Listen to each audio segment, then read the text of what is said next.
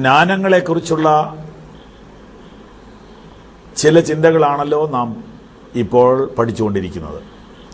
യോഹന്നാന്റെ സുവിശേഷം 1-ാം അധ്യായം 33-34 വാക്യങ്ങളിൽ നിന്ന് സ്നാനങ്ങളെക്കുറിച്ച് എഴുതിയിരിക്കുന്ന ഭാഗം നാം കണ്ടു. തുടർച്ചയായി ഒരു വേദഭാഗം പഠിക്കുമ്പോൾ അതിൽ വരുന്ന എല്ലാ ഭാഗവും നാം പഠിക്കണമല്ലോ.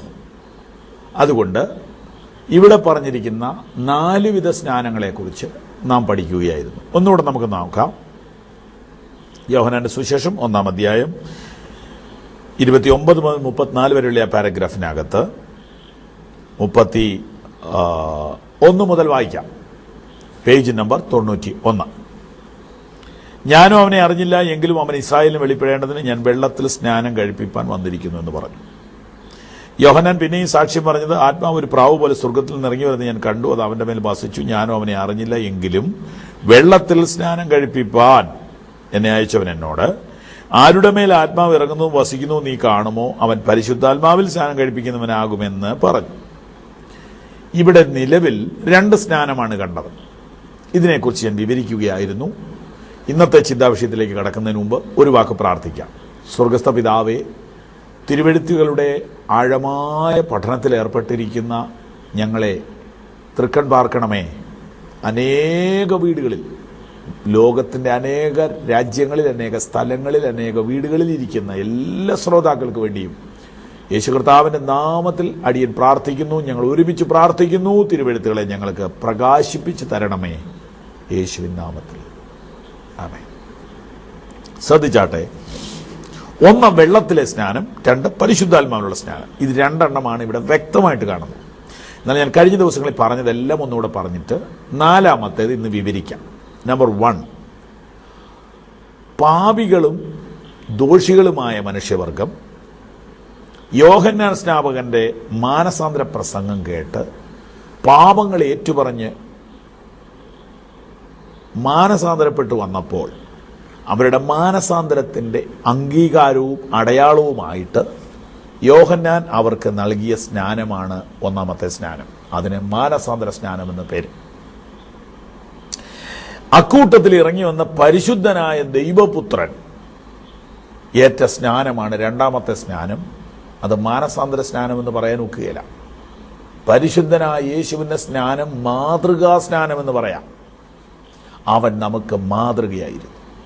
ഇതാണ് 2-ാമത്തെ സ്നാനം. വിവരിച്ചതായതുകൊണ്ട് ഇനി വിവരിക്കുന്നില്ല. സംശയമുള്ളവർ, പുതുതായിട്ട് കേൾക്കുന്നവർക്ക് സംശയമുണ്ടെങ്കിൽ ദയവായി ഫോൺ വിളിക്കുക, വിവരിക്കാം. 3-ാമത്തെ സ്നാനം യേശു പറഞ്ഞ സ്നാനമാണ്. അഥവാ യോഹന്നാൻ പറയുന്നു, ഞാൻ വെള്ളത്തിൽ സ്നാനം കഴിപ്പിക്കുന്നു, എന്നാൽ യേശു നിങ്ങളെ പരിശുദ്ധാത്മാവിൽ സ്നാനം കഴിപ്പിക്കും. അപ്പോൾ 3-ാമത്തെ സ്നാനം പരിശുദ്ധാത്മ സ്നാനം. ഇത്രയും പറഞ്ഞ സ്ഥിതിക്ക് 4-ാമത്തേത് കൂടെ പറയണം. അതേതാണ്? യേശു കൽപ്പിച്ച സ്നാനം. ഒന്നുകൂടെ പറയാം. യോഹന്നാൻ നൽകിയ മാനസാന്തര സ്നാനം, യേശു സ്വീകരിച്ച ജലസ്നാനം, യേശു നൽകുന്ന പരിശുദ്ധാത്മ സ്നാനം, യേശു കൽപ്പിച്ച വിശ്വാസ സ്നാനം. അങ്ങനെ 4-ാമത്തെ വിഷയമാണ് ഇന്ന് നാം ചിന്തിക്കാൻ പോകുന്നത്, വിശ്വാസ സ്നാനം. കഴിഞ്ഞ അനേകം മാസങ്ങൾ നമ്മൾ ദൈവവചനം ഒരുമിച്ച് പഠിച്ചു. ഇതുവരെ ഞാൻ നിങ്ങളോട് പറയാതിരുന്ന ഒരു സത്യം ഇന്ന് പറയാൻ പോവുകയാണ്. ജലസ്നാനം, വിശ്വാസ സ്നാനം. ഇത് ഇന്ന് നിലവിൽ ഉണ്ടോ? ഉണ്ടെങ്കിൽ അതിൻ്റെ വിധം എന്ത്, എങ്ങനെ? ഈ കാര്യം നമുക്ക് പഠിക്കാം. ഇത് പറയുമ്പോൾ നിങ്ങളുടെ ധാരണകളെ തിരുത്തുന്നത് പോലെ തോന്നുകയോ വേദനിപ്പിക്കുന്നത് പോലെ തോന്നുകയോ ചെയ്താൽ ക്ഷമയോടെ കേൾക്കണം. പെട്ടെന്ന് പിണങ്ങരുത്. ടെലിവിഷൻ ഓഫ് ചെയ്യരുത്.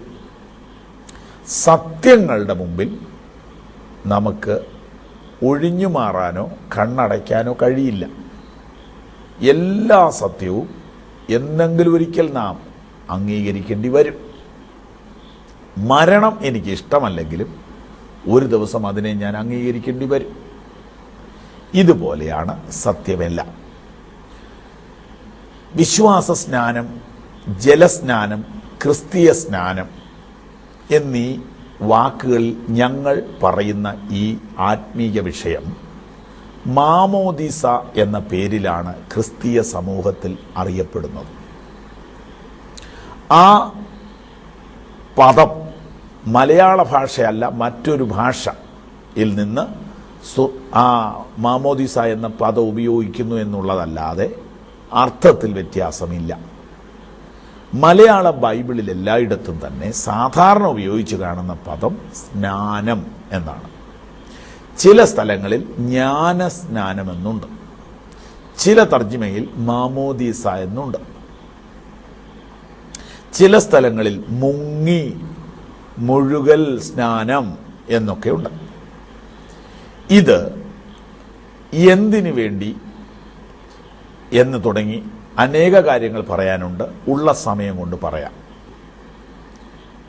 ഒന്നാമതായിട്ട്, ഇത് എങ്ങനെ സ്ഥാപിക്കപ്പെട്ടു, ആര് പറഞ്ഞു, എവിടുന്ന് വന്നു, ഇതാണല്ലോ വിഷയം. ഇതാര് പറഞ്ഞു, എവിടുന്ന് വന്നു, ഇതിനെക്കുറിച്ച് നാം തിരുവെഴുത്തിൽ നിന്ന് ഇപ്പോൾ കാണാൻ പോവുകയാണ്. നിങ്ങളുടെ കയ്യിലെ ബൈബിൾ എടുക്കുക, പേജ് നമ്പർ 52 വരിക, 53 വരിക. മർക്കോസ് സുവിശേഷം 16-ാം അധ്യായം 54-ാമത്തെ പേജ് മറിക്കുക. നമ്മുടെ കർത്താവായ യേശു മരിച്ചു, ഉയർത്തെഴുന്നേറ്റു. Page number 54. ശബത്ത് കഴിഞ്ഞ ശേഷം മഗ്ദലക്കാരത്തി മറിയയും യാക്കോബിന്റെ അമ്മ മറിയയും ശലോമിയും ചെന്ന് അവനെ പൂശേണ്ടതിന് സുഗന്ധവർഗം വാങ്ങി. ആഴ്ചവട്ടത്തിന്റെ 1-ാം നാൾ അധികാലത്ത് സൂര്യൻ ഉദിച്ചപ്പോൾ അവർ കല്ലറയ്ക്കൽ ചെന്നു. കല്ലറയുടെ വാതിക്കൽ നമുക്ക് വേണ്ടി ആർ കല്ല് ഉരുട്ടിക്കളയുമെന്ന് തമ്മിൽ പറഞ്ഞു. അവർ നോക്കിയാറെ കല്ല് ഉരുട്ടിക്കളഞ്ഞതായി അവർ കണ്ടു. അത് ഏറ്റവും വലുതായിരുന്നു. അവർ കല്ലറയ്ക്ക് അകത്ത് കിടന്നപ്പോൾ വെള്ള നിലയെങ്കിൽ ധരിച്ചൊരു ബാല്യക്കാരൻ വലത്തുഭാഗത്ത് ഇരിക്കുന്നത് കണ്ട് ഭ്രമിച്ചു. അവൻ അവരോട് ഭ്രമിക്കേണ്ട, ക്രൂശിക്കപ്പെട്ട നസ്രയനായ യേശുവിനെ നിങ്ങൾ അന്വേഷിക്കുന്നു. അവൻ ഉയർത്തെഴുന്നേറ്റു, അവനിവിടെ ഇല്ല എന്ന് പറഞ്ഞു. അപ്പോൾ ക്രിസ്തു ഉയർത്തെഴുന്നേറ്റു. വാക്യം 15. പിന്നെ അവൻ അവരോട്, നിങ്ങൾ ഭൂലോകത്തിലൊക്കെയും പോയി സകല സൃഷ്ടിയോടും സുവിശേഷം പ്രസംഗിപ്പി. വിശ്വസിക്കുകയും സ്നാനമേൽക്കുകയും ചെയ്യുന്നവൻ രക്ഷിക്കപ്പെടും, വിശ്വസിക്കാത്തവൻ ശിക്ഷാവിധിയിൽ അകപ്പെടും. വിശ്വസിക്കുന്നവരാൽ ഈ അടയാളങ്ങൾ നടക്കും. ഇങ്ങനെ താഴോട്ട് പോകുന്നു. നമ്മുടെ വിഷയം മാത്രം നമുക്ക് നോക്കാം, ബാക്കി പിന്നീട് പഠിക്കാം. എന്താണ് സ്നാനം? യേശു പറയുന്ന വാക്കുകൾ ശ്രദ്ധിക്കുക. പിന്നെ അവൻ അവരോട്, നിങ്ങൾ ഭൂലോകത്തിലൊക്കെയും പോയി സകല സൃഷ്ടിയോടും സുവിശേഷം പ്രസംഗിപ്പി. വിശ്വസിക്കുകയും സ്നാനമേൽക്കുകയും ചെയ്യുന്നവൻ രക്ഷിക്കപ്പെടും. 3 കാര്യമാണ് ഇവിടെ ഉള്ളത്. 1 സുവിശേഷം, 2 വിശ്വാസം, 3 സ്നാനം. സുവിശേഷം ഇല്ലെങ്കിൽ സ്നാനം വേണ്ട. സുവിശേഷം പ്രസംഗിക്കാത്ത ഒരു സ്ഥലത്തും സ്നാനം എന്ന വിഷയം ആവശ്യമില്ല. അപ്പം സുവിശേഷമാണ് സ്നാനത്തിന്റെ മുന്നോടി. സ്നാനം എന്താണെന്ന് സുവിശേഷത്തിലുണ്ട്. സുവിശേഷ പ്രസംഗം നടക്കാത്ത ഒരു സ്ഥലത്തും സ്നാനം നടത്തേണ്ട കാര്യമില്ല. പിന്നെ എന്തിനു നടത്തുന്നു? മതപരമായൊരു ചടങ്ങായി ഇതിപ്പോൾ മാറിക്കഴിഞ്ഞു. ഞാൻ വിശദീകരിക്കാം. അപ്പോൾ യേശു എന്താ കൽപ്പിച്ചത്? ഭൂലോകത്തിലൊക്കെയും പോയി സകല സൃഷ്ടിയോട് സുവിശേഷം പ്രസംഗിക്കുക. ഭൂമിയിൽ എവിടെയൊക്കെ മനുഷ്യരുണ്ടോ അവിടെയെല്ലാം പോകണം. ആര്? സുവിശേഷകന്മാർ. ക്രിസ്തുവിന്റെ ശിഷ്യന്മാർ അരമന പണിത്, കൊട്ടാരം പണിത്, പള്ളി പണിത്, സിംഹാസനം പണിത് സ്വസ്ഥമായി ഇരിക്കുവാനല്ല യേശു പറഞ്ഞത്. ഏറ്റവും വലിയ അപ്പോസ്തലന്മാരോട്, പത്രോസ്, തോമാസ്, അന്ത്രയോസ് ഇവരോട് പറഞ്ഞത്, നിങ്ങൾ ഭൂലോകത്തിലൊക്കെയും പോയി സിംഹാസനങ്ങൾ ഉണ്ടാക്കാനല്ല, പിണങ്ങരുത്, ശ്രദ്ധിക്കണം. നിങ്ങൾ ഭൂലോകത്തിലൊക്കെയും പോയി സുവിശേഷം പ്രസംഗിക്കണം. അതാണ് ഞങ്ങൾ ഈ ചെയ്തുകൊണ്ടിരിക്കുന്നത്. ഭൂലോകത്തിലൊക്കെയും പോകാൻ യേശു അന്ന് പറഞ്ഞു. ഭൂലോകം എന്ന് പറഞ്ഞാൽ എത്ര കിലോമീറ്റർ വിസ്താരമുണ്ട്? 12 പേര് എങ്ങനെ പോകും? യേശു മണ്ടനല്ല. ഭൂലോകത്തിലൊക്കെയും സുവിശേഷകന് പോകാനുള്ള വഴി ദാ വന്നു കഴിഞ്ഞു. അതാണ് ഞങ്ങൾ ഈ കേബിളിലൂടെ നിങ്ങളുടെ വീട്ടിൽ വരുന്നത്. ഒരു ചെറിയ സുവിശേഷകനായ ഞങ്ങൾക്ക് നിങ്ങളുടെ മുഴുവൻ വീടുകളിൽ വരണമെങ്കിൽ എത്രയോ വർഷങ്ങളെടുക്കും. ദൈവം അതിനുവേണ്ടിയാണ് ഈ ടെലിവിഷൻ ഉണ്ടാക്കിയതെന്ന് ഞങ്ങൾ വിശ്വസിക്കുന്നു. അതിനുവേണ്ടിയാണ് ഈ സൗകര്യങ്ങൾ, കമ്പ്യൂട്ടർ എല്ലാം വന്നതെന്നാണ് ഞങ്ങൾ വിശ്വസിക്കുന്നത്. കാരണം ദൈവത്തിന് മനുഷ്യനോട് പറയാനൊരു സന്ദേശമുണ്ട്. സകല മനുഷ്യരെയും വേഗത്തിൽ അറിയിക്കേണ്ട ഒരു സന്ദേശമുണ്ട്. രക്ഷയുടെ ദൂത്, പാപമോചനത്തിന്റെ ദൂത്, സ്വാതന്ത്ര്യത്തിന്റെ സന്ദേശം, സ്നേഹത്തിന്റെ സന്ദേശം, സൗഖ്യത്തിന്റെയും വിടുതലിന്റെയും സമാധാനത്തിന്റെയും ദൈവീക സന്ദേശം സകല മനുഷ്യരെയും അതിവേഗത്തിൽ അറിയിക്കുവാൻ ദൈവമൊരുക്കിയ മാർഗമാണ് ഇത്. ഇങ്ങനെ സുവിശേഷം പ്രസംഗിക്കുന്ന കൂട്ടത്തിൽ എല്ലാവരും വിശ്വസിക്കണമെന്നില്ല. യേശുതമ്പുരാൻ പറഞ്ഞിരിക്കുന്നു, വിശ്വസിക്കുന്നവർക്ക് സ്നാനം കൊടുക്കുക. അപ്പം സുവിശേഷം വിശ്വസിക്കുന്നവർക്ക് കൊടുക്കുവാൻ മെശിഹാ തമ്പുരാൻ കൽപ്പിച്ച ഒരു കർമ്മമാണ് സ്നാനം. ഇതിൽ നിന്ന് തന്നെ മനസ്സിലാകും, സുവിശേഷം പ്രസംഗിക്കാത്തിടത്തും സുവിശേഷം വിശ്വസിക്കാത്തവർക്കും സ്നാനമില്ല. പിന്നെന്താണ്? പല മതങ്ങളിൽ പല കർമ്മങ്ങളുള്ളതുപോലെ ക്രിസ്തുമതവും എന്തെങ്കിലും കർമ്മങ്ങൾ ചെയ്യുന്നുണ്ടാവും. അതല്ല സ്നാനം. മനസ്സിലാകാത്തവർ കത്തെഴുതുക, വിവരിക്കാം. ഓക്കെ, ഇനി എന്താണ് സുവിശേഷം? മനുഷ്യൻ പാപിയാണെന്നും അവന്റെ പാപത്തിന് പരിഹാരമായി ദൈവം തന്റെ പുത്രനെ ആക്കി തീർത്തു എന്നും അവനെ അറിയിക്കുന്നു. ഇത് ഞാൻ അംഗീകരിക്കുന്നു എന്നൊരു വ്യക്തി പറഞ്ഞാൽ അവന്റെ അംഗീകാരം അവന്റെ വാ കൊണ്ട് അവൻ ഏറ്റുപറയണം. യേശുവിനെ എൻ്റെ രക്ഷകനായി ഞാൻ സ്വീകരിക്കുന്നു, എൻ്റെ പാപത്തിന് വേണ്ടി യേശു മരിച്ചു എന്ന് ഞാൻ അംഗീകരിക്കുന്നു. ഈ വിശ്വാസ പ്രഖ്യാപനം ഉറപ്പുവരുത്തിക്കൊണ്ടാണ് ഇവനെ വെള്ളത്തിൽ മുക്കുന്നത്. യേശു വെള്ളത്തിൽ മുങ്ങിയതുപോലെ യേശുവിനെ വിശ്വസിക്കുന്നവൻ വെള്ളത്തിലേക്ക് ഇറങ്ങി വരുമ്പോൾ സ്നാനം നടത്തുന്ന സുവിശേഷ പ്രസംഗികൻ, അതായത് സുവിശേഷം ഇവനോട് പറഞ്ഞ വ്യക്തി, ഇവനോട് ചോദിക്കുന്നു, യേശുവിനെ നീ വിശ്വസിക്കുന്നുവോ? അവൻ വെള്ളത്തിൽ നിന്നുകൊണ്ട് പറയുന്നു, ഞാൻ വിശ്വസിക്കുന്നു. യേശുവിന്റെ വചനങ്ങളെ അനുസരിച്ച് മരണം വരെ ജീവിക്കാൻ നീ തീരുമാനിക്കുന്നുവോ? തീരുമാനിക്കുന്നു. എങ്കിൽ നിന്റെ വിശ്വാസത്തിന്റെയും തീരുമാനത്തിന്റെയും അടിസ്ഥാനത്തിൽ ഈ ജലാശയത്തിൽ പിതാവിന്റെയും പുത്രന്റെയും പരിശുദ്ധാത്മാവിന്റെയും നാമത്തിൽ ഞാൻ നിന്നെ സ്നാനം കഴിപ്പിക്കുന്നു എന്ന് പറഞ്ഞുകൊണ്ട് നടത്തുന്ന ഒരു ദിവ്യമായ ശുശ്രൂഷയാണ് വിശ്വാസ സ്നാനം. താങ്കൾ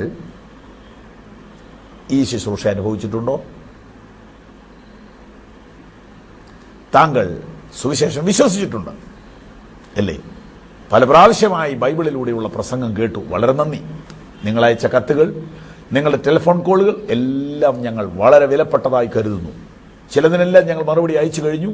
അടുത്തതിൻ്റെ മറുപടി ഉടനെ നിങ്ങൾക്ക് കിട്ടും. ഇതുവരെ നിങ്ങളോട് പറയാതിരുന്നൊരു സത്യം പറയട്ടെ.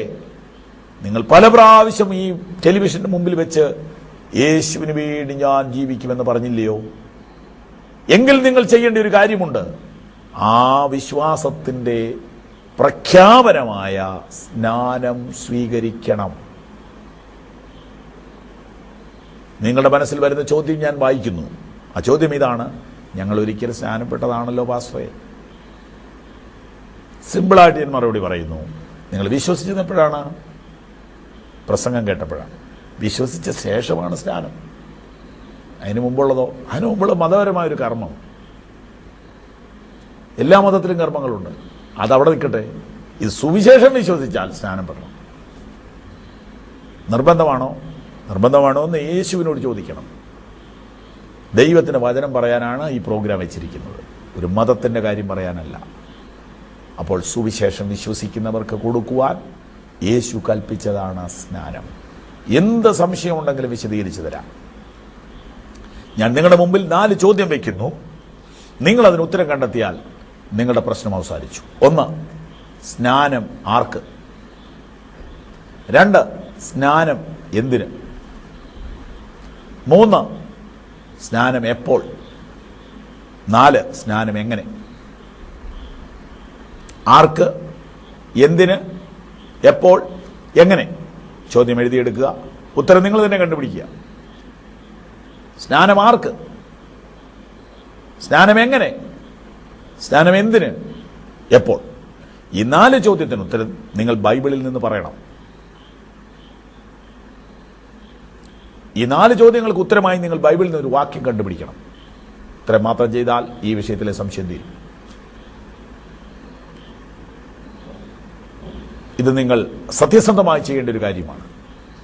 നിങ്ങൾ വിചാരിക്കുന്നുണ്ടോ ഇതൊക്കെ ബൈ ചാൻസിൽ വരുന്നതാണെന്ന്? അല്ല, ഇത് പ്രീ പ്ലാൻഡ് ആണ്. നിങ്ങളുടെ പ്രായം ദൈവം അറിയുന്നു, നിങ്ങളുടെ മനസ്സ് ദൈവം അറിയുന്നു. നിങ്ങളെ ഈ സത്യം അറിയിക്കാൻ വേണ്ടി ദൈവം ഒരുക്കിയതാണ് ഈ കേബിൾ. നിങ്ങളെ സത്യങ്ങൾ പടിപടിയായി ദൈവം അറിയിച്ചു കഴിഞ്ഞു. നിങ്ങളുടെ മുൻപിലേക്ക് വിലപ്പെട്ട ഒരു തീരുമാനം വന്നു നിൽക്കുന്നു. ആലോചിച്ച് തീരുമാനിക്കുക. കാലം തീർന്നു പോകും, അവസരങ്ങൾ തീർന്നു പോകും. മരണം നമ്മുടെ വീട്ടുപടിക്കൽ വരും. സമയമാമരഥം എന്ന പാട്ട് നമ്മുടെ വീട്ടിലും പാടേണ്ടി വരും. ഇവിടം വിട്ടുപോയാൽ പിന്നെ നിങ്ങൾക്കൊരു ചാൻസ് ഇല്ല. കർത്താവിന്റെ വചനം അറിഞ്ഞിട്ടും അനുസരിക്കാതെ ഇവിടം വിട്ടു പോകേണ്ട ഗതി എനിക്കും നിങ്ങൾക്കും വരാതിരിക്കട്ടെ. ഒരു സുവിശേഷകൻ എന്ന നിലയിൽ വളരെ സ്നേഹത്തോടുകൂടി ഈ സന്ദേശം ഞങ്ങളുടെ ആയിരക്കണക്കിന് ശ്രോതാക്കളോട് ഞങ്ങൾ പങ്കിടുന്നു. നിങ്ങളുടെ സംശയം തീർക്കാൻ ഞങ്ങൾ എപ്പോഴും റെഡിയാണ്. ദൈവവചനം നിങ്ങളോട് പങ്കിട്ടു. നാളെ നിങ്ങൾ എന്നോട് ചോദിക്കുകയാണ്, ഞാൻ വിചാരിക്കുന്നു, ഞാൻ വിശ്വസിക്കുന്നു, മരണത്തിനപ്പുറം മനുഷ്യർ അന്യോന്യം കണ്ടുമുട്ടും, സംസാരിക്കും. അന്ന് നിങ്ങൾ എന്നോട് ചോദിക്കുകയാണ്, അല്ലയോ പാസ്റ്റർ, നിങ്ങൾ ടെലിവിഷനിലൂടെ എല്ലാം പറഞ്ഞിട്ട് എന്താണ് ഈ സത്യം പറയാതിരുന്നത്? നിങ്ങളത് പറയാഞ്ഞത് കൊണ്ടല്ലേ ഞാനത് അറിയാഞ്ഞത്? തൃശ്ശൂർ ഭാഗത്ത് ഞങ്ങളുടെ പ്രസംഗം കേൾക്കുന്ന ഒരു മനുഷ്യൻ ഞങ്ങളുടെ കോർഡിനേറ്റർ ആയ ദേവദാസന്റെ വീട്ടിൽ ചെന്ന് ചോദിച്ചു, എല്ലാം പറഞ്ഞു, ഇനി എന്താ ചെയ്യേണ്ടത് എന്നും കൂടെ പറഞ്ഞില്ലല്ലോ. ഇനി എന്താ ചെയ്യേണ്ടതെന്നും കൂടെ പറഞ്ഞില്ലല്ലോ. അതെ, അത് ഞങ്ങൾ ടെലിവിഷനിലൂടെ പറഞ്ഞില്ല ഇതുവരെ. അത് ഞങ്ങൾ അന്വേഷകരോട് നേരിട്ടാണ് പറഞ്ഞുകൊണ്ടിരുന്നത്. എന്നാൽ ഇപ്പോൾ ഒരു ബൈബിൾ സ്റ്റഡി ആരംഭിച്ചതിനാൽ, സ്നാനം എന്ന വിഷയത്തിലൂടെ നാം വന്നതിനാൽ, ഇതാണിതിന്റെ സമയമെന്ന് ആത്മാവിൽ ഗ്രഹിക്കുന്നതിനാൽ ഈ സത്യം ഞാൻ നിങ്ങളുടെ മുമ്പിൽ വെളിപ്പെടുത്തുന്നു. വിശ്വാസ സ്നാനം വിശ്വസിച്ചവർക്ക് അത്യാവശ്യമാണ്. വിശ്വസിച്ച ശേഷമാണ് അത് ചെയ്യേണ്ടത്. എങ്കിൽ അതിനെ വിശദീകരിക്കാൻ ബൈബിളിലൂടെ നാം എങ്ങനെ പോകും? 2 മെത്തഡാണ് ഞാൻ ഇതിനെ സ്വീകരിച്ചിരിക്കുന്നത്. ഒന്ന്, യേശു തമ്പുരാൻ അല്ലെങ്കിൽ ദൈവവചനം സ്നാനത്തെക്കുറിച്ച് വിവരിച്ചിട്ടുള്ള ഭാഗങ്ങൾ, അതിൻ്റെ ഉപദേശ വിഷയങ്ങൾ പഠിപ്പിക്കുക. 2, ബൈബിളിൽ നടന്നിട്ടുള്ള സ്നാനം എടുത്തുവെച്ച് സ്നാന രീതി പഠിപ്പിക്കുക. ഒന്നുകൂടെ ഞാൻ പറയാം. സ്നാനം എന്ന വിഷയത്തെക്കുറിച്ച് പഠിക്കാൻ 2 മാർഗമാണ് സാധാരണ ചെയ്യാറുള്ളത്. ഒന്ന്, അതിൻ്റെ ഉപദേശ വിഷയങ്ങൾ തിരുവചനത്തിൽ പറഞ്ഞിരിക്കുന്നത് വിവരിക്കുക. 2, സ്നാനം നടന്നിട്ടുള്ള ഭാഗം എടുത്തുവെച്ച് പഠിപ്പിക്കുക. ഈ 2 രീതിയിൽ മാത്രമേ ഈ കാര്യം നിങ്ങളോട് വിവരിക്കാൻ കഴിയുകയുള്ളൂ. ഇന്നത്തെ നമ്മുടെ സമയം തീരുന്നു. ഞാൻ വേഗത്തിൽ ഇതിൻ്റെ ഉപദേശ വിഷയം വായിച്ച് കേൾപ്പിക്കുക മാത്രം ചെയ്യാം. നിങ്ങളുടെ ബൈബിൾ തുറക്കാം. റോമാലേഖനം എന്നൊരു ലേഖനമുണ്ട്. ആ ലേഖനം എടുത്താൽ കാര്യം ക്ലിയർ ആകും. റോമാലേഖനം 6-ാം അധ്യായം 1 മുതലുള്ള വാക്യങ്ങളിൽ ഇത് പറഞ്ഞിരിക്കുന്നു. യേശുക്രിസ്തുവിനോട് ചേരുവാൻ, പേജ് നമ്പർ 158, അധ്യായം 6, വാക്യം 3. യേശുക്രിസ്തുവിനോട് ചേരുവാൻ സ്നാനമേറ്റവരായ നാം എല്ലാവരും അവന്റെ മരണത്തിൽ പങ്കാളികളാകുവാൻ സ്നാനമേറ്റിരിക്കുന്നു. 2 കാര്യം ലഭിച്ചു. 1, സ്നാനം ചേരാനല്ല, യേശു എന്ന വ്യക്തിയോട് ചേരാനാണ്. 2, യേശുവിന്റെ മരണത്തിൽ പങ്കാളിയാകുവാനാണ് സ്നാനം. 3, അങ്ങനെ നാം അവന്റെ മരണത്തിൽ പങ്കാളികളായി തീർന്ന സ്നാനത്താൽ അവനോടുകൂടെ കുഴിച്ചിടപ്പെട്ടു. 3, സ്നാനം ശവമടക്കിന് തുല്യമാണ്. യേശുക്രിസ്തുവിന്റെ മരണത്തിലും അടക്കത്തിലും പങ്കാളിയാകുകയാണ് സ്നാനത്തിലൂടെ. അടുത്തത്, ക്രിസ്തു മരിച്ചിട്ട് ജീവിച്ചെഴുന്നേറ്റതുപോലെ നാമും ജീവന്റെ പുതുക്കത്തിൽ നടക്കുവാൻ തന്നെ. എന്തെല്ലാം കാര്യങ്ങൾ കണ്ടു? 1, യേശുവിനോട് ചേരുവാൻ. 2, അവന്റെ മരണത്തിൽ പങ്കാളിയാകുവാൻ. 3, അവന്റെ അടക്കത്തിൽ പങ്കാളിയാകുവാൻ. 4, അവന്റെ ഉയർപ്പിൽ പങ്കാളിയാകുവാൻ. ഞാൻ വിവരിക്കാം. ക്രിസ്തുവിനോട് ചേരുവാനാണ് സ്നാനം. വിശദീകരണം: ക്രിസ്തുവിന്റെ മരണത്തിലും അടക്കത്തിലും ഉയർപ്പിലും പങ്കാളിയാകുന്നതിലൂടെ ക്രിസ്തുവിനോട് താതാത്മ്യം പ്രാപിക്കലാണ് സ്നാനം. ക്രിസ്തുവിനെ അനുസരിക്കുകയും അനുകരിക്കുകയും അനുധാവനം ചെയ്യുകയും ചെയ്യുന്നതാണ് സ്നാനം. മതത്തിൽ ചേരലല്ല, മതത്തിൻ്റെ പ്രമാണങ്ങൾ പാലിക്കലല്ല, യേശുവിനെ പൂർണ്ണമായും പിൻപറ്റുന്നതാണ് സ്നാനം. എങ്കിൽ പിന്നെ അത് എന്തുകൊണ്ട് മാറ്റിവെക്കണം? എങ്കിൽ പിന്നെ എന്തിനു വൈകണം? ഒരു പാപവും ചെയ്തിട്ടില്ലാത്ത മെശിഹാ തമ്പുരാൻ യോർദാൻ നദിയിൽ ഇറങ്ങി നമുക്ക് മുമ്പിൽ മാതൃക കാണിച്ചത് നാം അവനെ പിൻപറ്റേണ്ടതിന് അല്ലയോ? ഇന്നേ ദിവസം ഈ സത്യം നിങ്ങളോട് പറയുവാൻ നിങ്ങൾ അനുവദിച്ചതിന് നന്ദി. നിങ്ങൾ മടുപ്പില്ലാതെ, മുഷിപ്പില്ലാതെ, പിണങ്ങാതെ ഈ സത്യം ശ്രദ്ധിച്ച് കേട്ടതിന് നന്ദി. ധൃതി വെച്ച് ഒരു തീരുമാനവും എടുക്കണ്ട. പക്ഷെ സത്യങ്ങൾ അറിയണം. വിശ്വസിക്കാൻ പ്രായമാകാത്ത, വിശ്വാസം ഏറ്റുപറയാത്ത ഒരു കുഞ്ഞിന് സ്നാനം കൊടുക്കുന്നത് വേദവിപരീതമാണ്. നിങ്ങളുടെ മനസ്സിലെ ചോദ്യം ഞാൻ വായിക്കുന്നു. ആ ചോദ്യം ഇതാണ്: അപ്പോൾ കുഞ്ഞുങ്ങൾ ദൈവരാജ്യത്തിൽ പോകുമോ പാസ്റ്ററേ? ഉത്തരം: കുഞ്ഞുങ്ങളെ എൻ്റെ അടുക്കൽ വരുവാൻ വിടുവീൻ, സ്വർഗരാജ്യം ഇങ്ങനെയുള്ളവരുടേതാണ്. ഞാൻ വിശദീകരിക്കാം, ശ്രദ്ധിച്ചാൽ മതി. കുഞ്ഞുങ്ങളെ സ്വർഗത്തിൽ കൊണ്ടുപോകാൻ വേണ്ടി നമ്മൾ വചനത്തിലില്ലാത്തതും യേശു പറയാത്തതും ചെയ്യുമ്പോൾ യേശു പറയുന്നു നിങ്ങൾ കുഞ്ഞുങ്ങളെ പോലെ ആകാൻ. ഒന്നുകൂടെ ശ്രദ്ധിക്കണം. യേശു മുതിർന്നവരോട് പറയുക നിങ്ങൾ കുഞ്ഞുങ്ങളെ പോലെ ആകാൻ. നമ്മൾ കുഞ്ഞുങ്ങളോട് പറയുക നിങ്ങൾ ഞങ്ങളെ പോലെ ആകാൻ. നമ്മൾ കുഞ്ഞുങ്ങളെ വലിയവരാക്കുന്നു. യേശു വലിയവരോട് പറയുന്നു നിങ്ങൾ കുഞ്ഞുങ്ങളെ പോലെ ആകാൻ. അർത്ഥം എന്താണെന്നറിയാമോ? ഒരു ജാതിയും മതവും ഇല്ല കുഞ്ഞുങ്ങൾക്ക്. ആരുടെ കുഞ്ഞായാലും അവൻ ദൈവരാജ്യത്തിലാണെന്നാണ് യേശു പറഞ്ഞത്. ക്രിസ്ത്യാനിയുടെ കുഞ്ഞെന്നല്ല, തെറ്റിദ്ധരിക്കണ്ട. കുഞ്ഞുങ്ങളെ എൻ്റെ അടുക്കൽ വരാൻ വിടിയും. ഏത് കുഞ്ഞായാലും കുഴപ്പമില്ല, കാരണം അവൻ നിഷ്കളങ്കനാണ്. അവൻ ദൈവരാജ്യത്തിൽ പോകും. അപ്പം അവന് എന്തിനു പിന്നെ ഇത് ചെയ്യണം? പിന്നെ ആർക്കാ സ്നാനം? വിശ്വാസം ഏറ്റുപറയുന്നവർക്ക് മാത്രമാണ് ഇത് കൊടുക്കേണ്ടത്. നമ്മൾ എന്ത് ചെയ്തു? നമ്മൾ ആ കുഞ്ഞിന് പകരം മറ്റൊരാളെ കൊണ്ട് ഏറ്റുപറയിപ്പിക്കുന്നു. അതെങ്ങനെ വന്നു? ഇതെല്ലാം ചരിത്രം അറിയാവുന്നവർക്കറിയാം. കാലക്രമേണ വന്നു കയറിയ അനാചാരങ്ങളുടെ ഭാഗങ്ങളാണിത്. ആരെയും വിമർശിക്കാൻ വേണ്ടിയുള്ളൊരു പ്രോഗ്രാം അല്ലല്ലോ. സത്യങ്ങൾ തെളിയിക്കാൻ ഇത്രയും പറഞ്ഞു എന്നേ ഉള്ളൂ. പ്രാർത്ഥിക്കാം. ആരും ഭയപ്പെടണ്ട. സത്യം നിങ്ങളെ സ്വതന്ത്രരാക്കും. ഇങ്ങനെ പ്രാർത്ഥിക്കുക: കർത്താവായ ദൈവമേ, ദൈവവചനത്തിലെ സത്യങ്ങൾ അനുസരിക്കുവാൻ എനിക്ക് ആഗ്രഹമുണ്ട്. എന്നാൽ എനിക്ക് സമൂഹത്തെ പേടിയാണ്. എനിക്കെൻ്റെ സമുദായത്തെ ഭയമുണ്ട്. എൻ്റെ വീട്ടുകാരെ ഭയമാണ്. വലിയ ദൈവമേ, എൻ്റെ ഭയം മാറ്റിത്തരണമേ. അങ്ങയെ അനുസരിക്കുവാൻ, അങ്ങയെ പിൻപറ്റുവാൻ എനിക്ക് ആഗ്രഹമുണ്ട്. എന്നെ സഹായിക്കണമേ. ഇങ്ങനെ നിങ്ങൾ പ്രാർത്ഥിക്കൂ. ദൈവം സഹായിക്കും. സ്വർഗസ്ഥ പിതാവേ, ഈ വചനം കേട്ട എല്ലാവരെയും സഹായിക്കണമേ. സത്യം ബോധ്യപ്പെടാനും അനുസരിപ്പാനും കൃപ നൽകണം. യേശുവിൻ നാമത്തിൽ തന്നെ. കർത്താവ് നിങ്ങളെ അനുഗ്രഹിക്കട്ടെ.